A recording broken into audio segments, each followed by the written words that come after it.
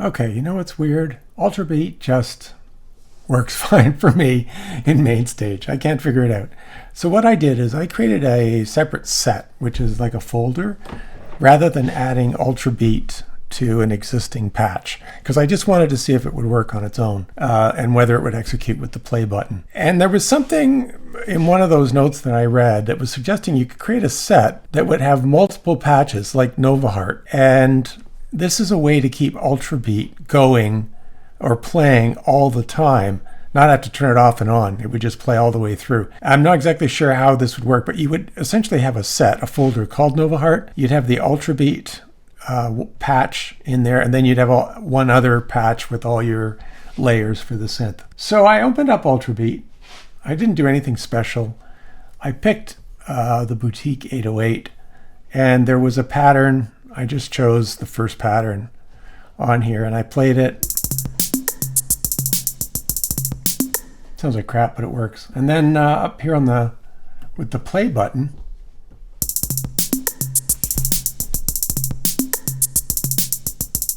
it just works. It doesn't require me to press the play. And I made sure that I have the sequencer turned on. This is that little button over here, based on what we read. So let's try, if I play a different patch.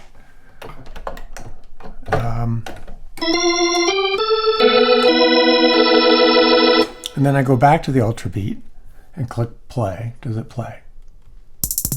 Yep, it plays. So the behavior I'm witnessing here is why we're not finding a quick fix to your situation, because everyone who's using Ultrabeat seem to have no problems, which means it's got something to do with the patch that you've created for Novaheart, or something with your hardware where this play button, which is a generic sequence control button, something's interfering with it. Could be a pedal, could be a MIDI effect.